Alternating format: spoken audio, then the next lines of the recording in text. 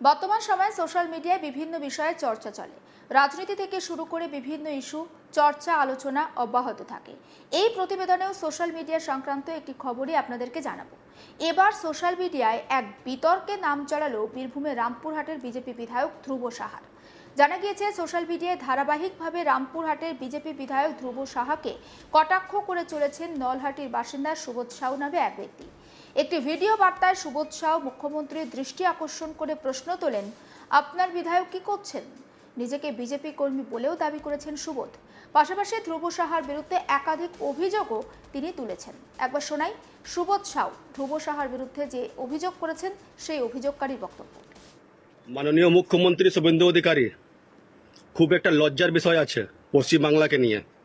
আমি বলতে বাধ্য হলাম, সোশ্যাল মিডিয়ার মধ্যে আসতে আমি বাধ্য হলাম।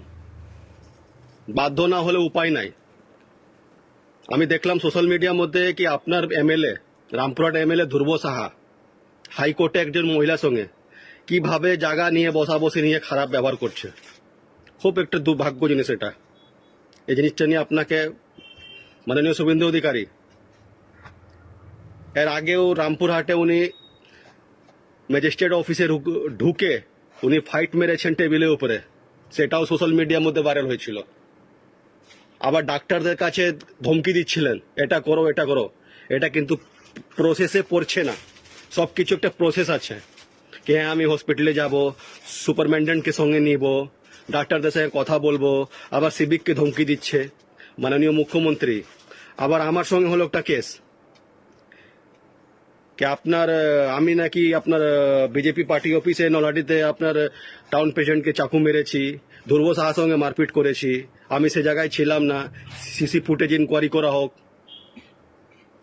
আপনার মোবাইল লোকেশন চেক করা হোক, কোনো প্যাডের মধ্যে এফআইআর করা হয়নি।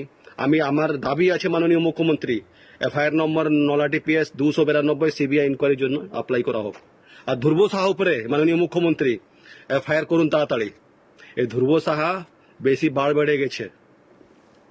একটা বিহারিতে আমাদের কথা আছে, अलकत गगरी छलकत जाए थोड़े ही धन में मन बौराए, जेकरा ना मिले के लाई ओकरा मिल जाए मिठाई। মাননীয় মুখ্যমন্ত্রী সে হচ্ছে এখন ধ্রুব সাহা। এখন তোলাবাজি মাথা লাগিয়েছে জানেন। আমার অনুমান বলছে, আমার এক্সপিরিয়েন্স বলছে কি ধ্রুব সাহেব ম্যাজিস্ট্রেটকে ধমকি দিচ্ছে না, ম্যাজিস্ট্রেট সাহেবকে মিসগাইড করছে। কারণটা তো এখন ম্যাজিস্ট্রেট সাহেব বালি ধরবে, পাথর ধরবে, তার জন্য ওকে ধমকিয়ে চমকিয়ে রাখছে ফাইট মেরে। এই কারণটা কোনোদিন মানে রেড না করতে পারে ম্যাজিস্ট্রেট সাহেব, এসডিও সাহেব। আর আজকে আপনারা আছে না ডাক্তারদের কাছে, যেরকম আমি মারপিট করলাম না কি করলাম বলছে মিথ্যা করে। হসপিটাল থেকে ইনজুরি রিপোর্ট যা আছে, ইনজুরি রিপোর্ট ফলস নিতে সুবিধা হয়, তার জন্য ধমকে চমকে রাখছে ডাক্তারদেরকে। এটা কিন্তু প্রসেস হলো? মাননীয় মুখ্যমন্ত্রীর কাছে আমার অনুরোধ, হাত যোগ করে শুভেন্দু অধিকারীর কাছে অনুরোধ, যে ওকিল আমাদেরকে ন্যায় দেয়, আজকে আমি একটা ওকিলের জন্য আমি বেলে বাইরে আছি। আমি যে ডাক্তার আমাদেরকে, ভগবান আমাদেরকে বাঁচায়, সে ডাক্তারদের উপরে অত্যাচার সহ্য করব না আমরা। এই সমাজ সহ্য করবে না। আর যে ভিডিওগুলো দেখছে জনগণ, যদি ভাবছো কি হ্যাঁ সুবোধ কুমার সঙ্গে অন্যায় হয়েছে, লক্ষ্মী ভান্ডার পোস্ট করলাম তার জন্য আমাকে অ্যারেস্ট করা হলো, আমাকে তার জন্য ফেসবুকে একটা সোশ্যাল মিডিয়াতে জাস্টিস সুবোধ কুমার লিখে একটা পোস্ট করো। কারণটা আমি ন্যায় পাই শুভেন্দু অধিকারীর কাছে। মাননীয় শুভেন্দু অধিকারী মহাশয়, আমি একজন বিজেপি মেম্বার, আমি প্রধানমন্ত্রী বলে গেছেন যদি পার্টির মধ্যে কোনো দুর্নীতি হয় তাহলে তাকে প্রতিবাদ করতে হবে। যদি প্রতিবাদ না করো তাহলে তুমি পার্টি প্রেমী, তুমি দেশপ্রেমী কোনোদিন হতে পারবে না। মাননীয় মুখ্যমন্ত্রীর কাছে আমার অনুরোধ, ধ্রুব সাহা উপরে এফআইআর করা হোক তাড়াতাড়ি। প্রথম ম্যাজিস্ট্রেটকে ধমকি দিল, আবার ডাক্তারদেরকে ধমকি দিচ্ছে। এই যে হাইকোর্ট একজন মহিলা ওকিল, যে ওকিল আমাদেরকে ন্যায় দেয় সমাজের মধ্যে, আমার যে কেসটা হলো, কে দিল ন্যায়? আমাকে ওকিল দিল। আমি ওকিল বাবুদেরকে আমি সম্মান জানাই, আমি কোর্টকে সম্মান জানাই। এ কোর্ট বড় বড় নেতাদের কথা চলে না ওখানে। এ 2 পয়সার এমএলএ ওখানে ধমকি দিচ্ছে ওকিল ম্যাডামকে, যে সমাজের মধ্যে মহিলা শক্তিকে আগে সম্মান দেন আমাদের বিদেশে মাননীয় প্রধানমন্ত্রী মশাই। তার জন্য শুভেন্দু অধিকারীর কাছে আমার অনুরোধ, আমার শুভেন্দু অধিকারী হাত যোগ করে অনুরোধ कि ध्रुव साहा ऊपर एफआईआर करा होक, लीगल एक्शन निया होक और विधायक पद खारिज करा होक। অভিযোগকারীর বক্তব্য তো আপনাদের শোনালাম, এবার ধ্রুব সাহা বিজেপির বিধায়ক, তিনি কি বলছেন আসুন শোনাই। জনগণের কল্যাণের জন্য দায়বদ্ধতায় মাননীয় মুখ্যমন্ত্রী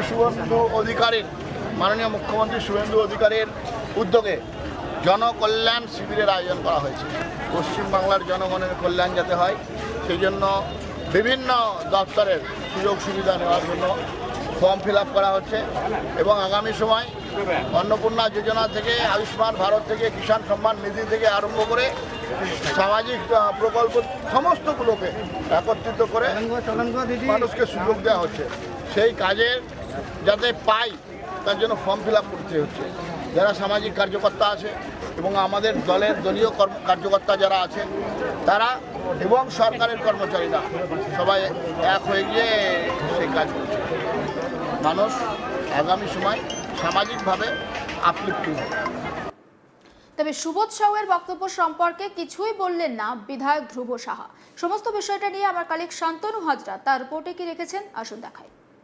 নবনির্বাচিত বিধায়ক ধ্রুব সাহার বিরুদ্ধে সোশ্যাল মিডিয়ায় সরব হলেন বিজেপির কর্মী বলা এক ব্যক্তি। এই ব্যক্তির নাম কি? এই ব্যক্তির নাম হচ্ছে সুবোধ সাউ, নলহাটির বাসিন্দা। তিনি আবার কিন্তু নিজেকে ভারতীয় জনতা পার্টির কর্মী বলেও দাবি করছেন।